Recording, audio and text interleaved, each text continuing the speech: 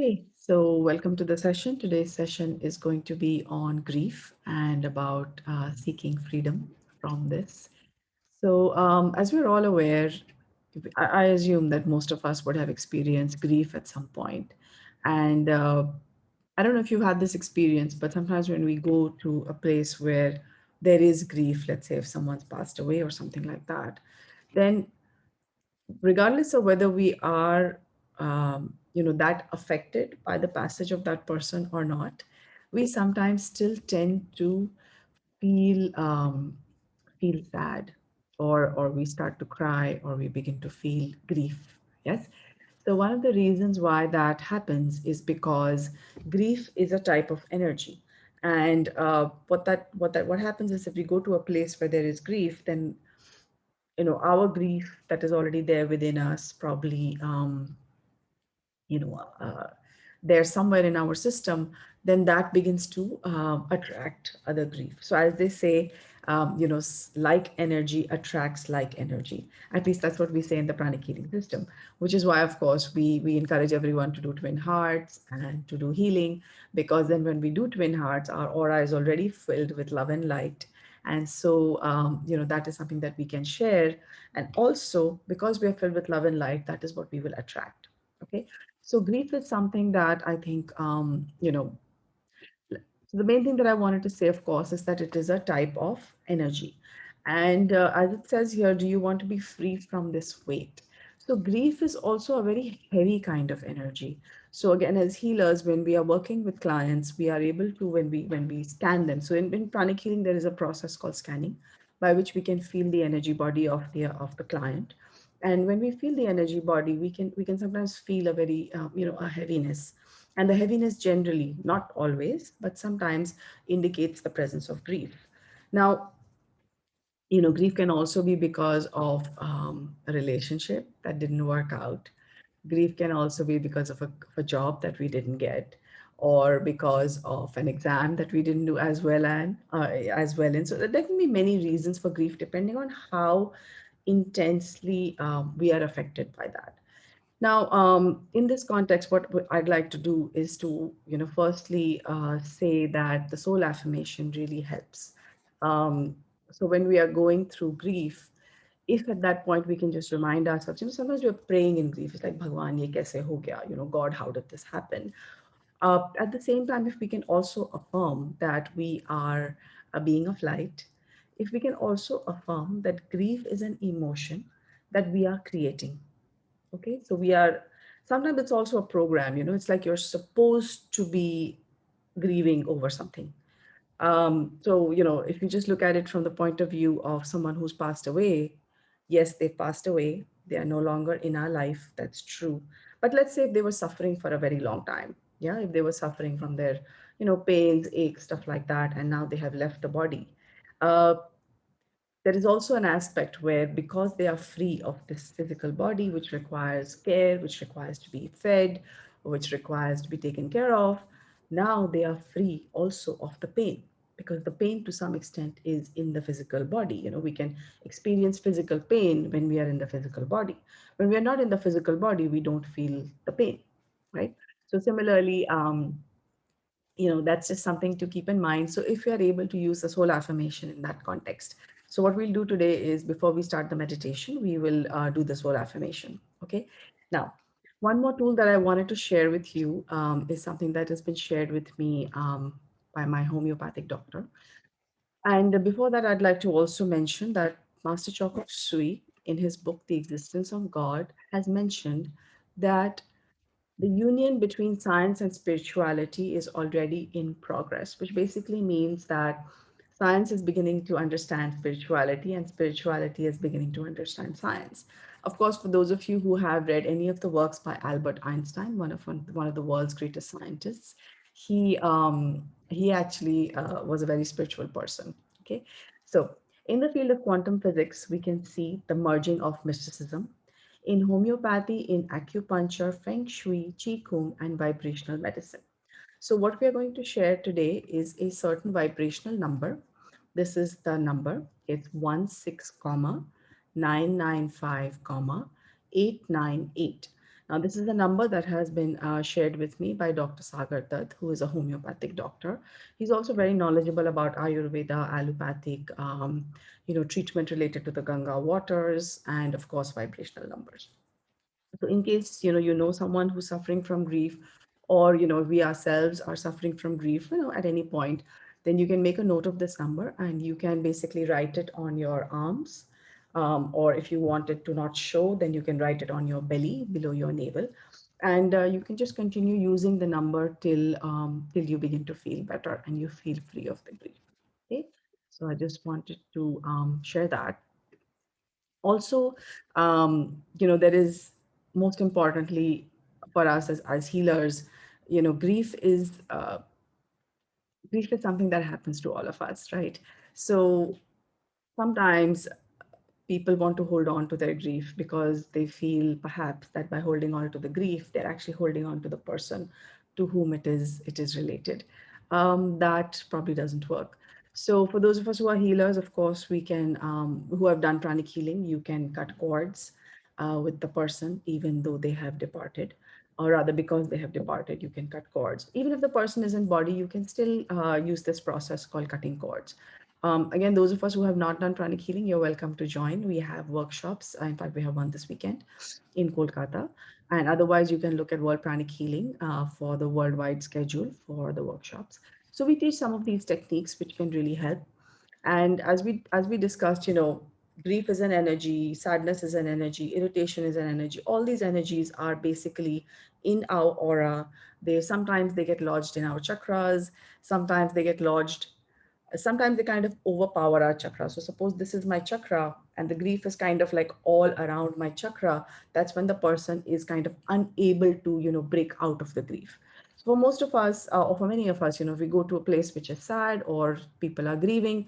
We go there, we feel the grief for a short period, and then once we're out of there, we are over with it because our chakras are strong enough to overcome that little grief that has come close to us. But for some people, it may be more difficult. So if this is the size of the chakra and the grief is kind of all around the chakra, then it's a good idea to take healing or do healing for yourself and try to remove that grief energy, because ultimately it's just an energy.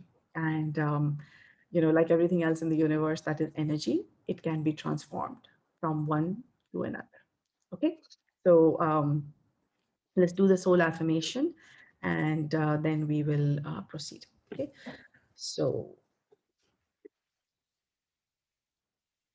let's be aware of any existing grief that we may have. Let's be aware of the effect that it has on our body.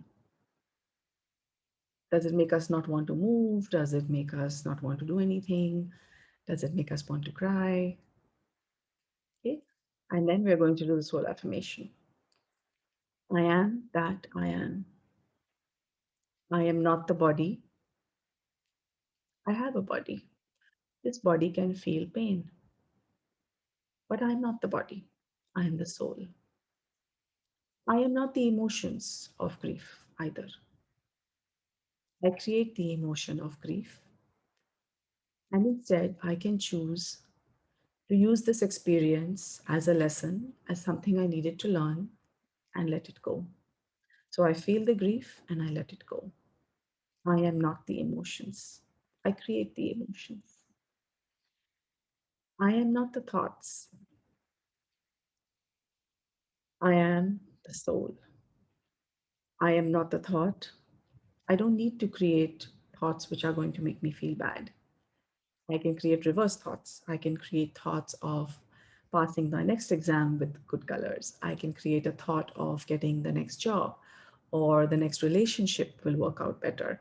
Or if the person has, if you have someone in your life who's passed away, we can have positive thoughts about them being free of their pain. So we can create thoughts that will be helpful. But we are not the thought. I am the soul. I am a spiritual being of divine intelligence, divine love, and divine power. I am one with my higher soul. I am that I am. I am one with the divine spark within me. I am a child of God. I am connected with God. I am one with God, and I am one with all.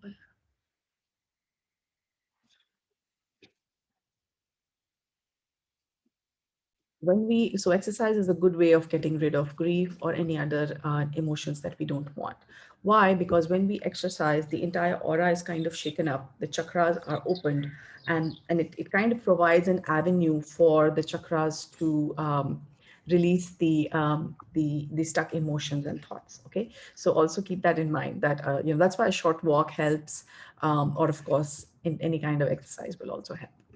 So yeah, for those of us who are joining this later and watching this on YouTube, you will have to join us on our live session to receive the healing as well as the meditation. The links are below, the numbers are below in the box. Okay, thank you. Let's be aware of our crown. Let's be aware of our heart. Let's raise our hands in blessing position to improve our karmic entitlement to be healed of grief. Let's first bless everyone on the planet who may be affected with grief at this time. Some people are having a harder time than others in dealing with this. So let's bless them with divine strength, with love, with divine guidance, with spirituality and understanding. Let's bless all the people who are affected with the COVID-19 virus. May they find the right treatment, the right medical treatment, the right pranic healer, right alternative therapies to improve their immune systems. Let's also bless our own family members, our homes, with divine light, divine love, and divine power, with the ability to cope with whatever life sends our way. Let's also bless our workplace, all the people that we work with. May they all be divinely protected. May humanity learn its lesson. May the workplace be full of prosperity, love, harmony, peace, and cooperation.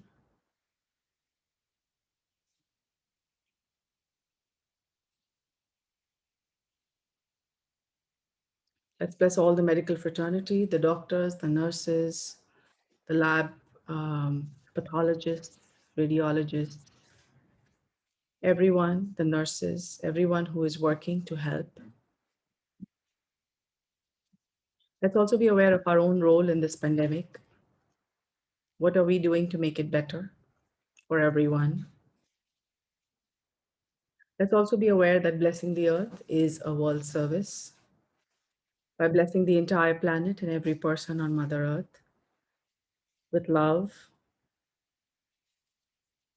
we are also performing a world service.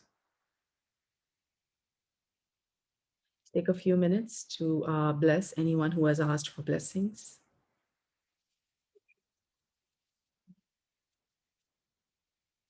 Let's also bless our friends, our school friends, our college friends, our work friends.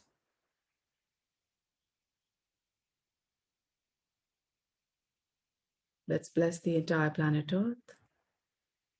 Let's invoke to the Buddha Kuan Yin for her compassionate, purifying light and her healing, soothing energy to help the Earth evolve from this rapidly and properly.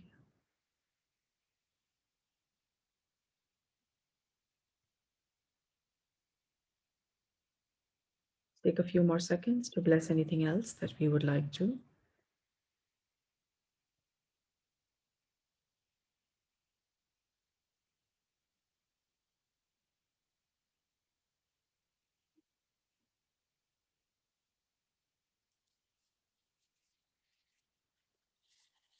Then once you're done, gently open your eyes.